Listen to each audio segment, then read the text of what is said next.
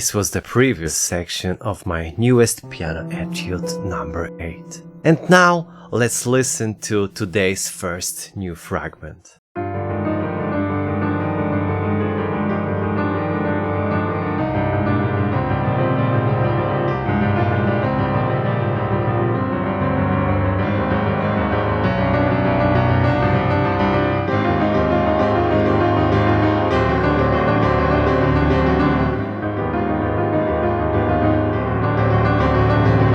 Whenever I compose, I'm always searching for myself. I think that's the most important part of creating music when I work this way. I'm not competing with anyone. I'm asking whether my piece is better or worse than the music that inspire me, or than the etudes written by other composers. I know this music comes entirely from my heart, and that's what makes it genuine. In reality, I am constantly developing my own musical language. I try to avoid stylistic traps, although that has become easier with every new piece I write, because little by little I am becoming more myself as a composer. Today we live with centuries of musical history behind us, so discovering something new isn't easy. But I don't think music has to be reinvented from scratch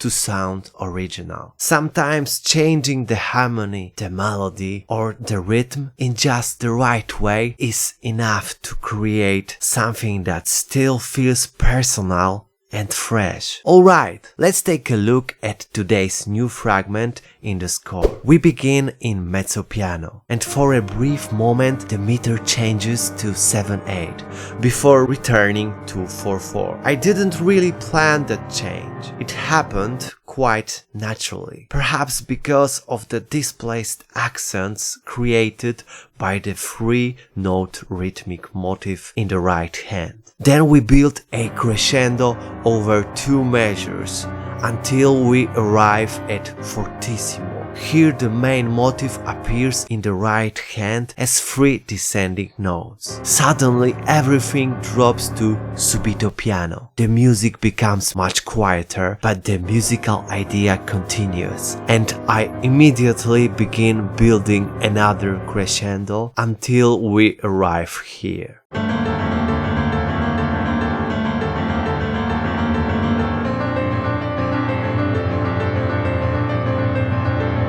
This etude is built most from continuous 16-note motion. I never want it to feel static. I always want the music to keep moving somewhere, to keep telling a story. Back to the score. Here we reach the climax. Both hands play displaced accents, but each hand places them differently. The right hand stretches the main motif across a much wider range, creating greater tension. The motif itself is built from a minor second and a major seventh, which gives it a dissonant character. I decided to repeat the entire measure because it simply felt right. Sometimes when we're overwhelmed by emotion, we repeat ourselves to emphasize what we're trying to say. I wanted the music to do exactly the same thing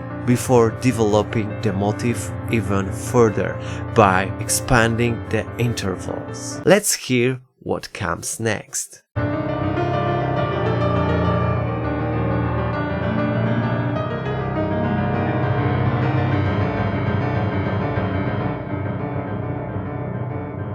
Here the climax finally comes to an end. We change the meter to 7/8 but quickly come back to 4/4. The right hand descends into the lower register, most meeting the left hand, while the music gradually fades away through a diminuendo, where today's section ends.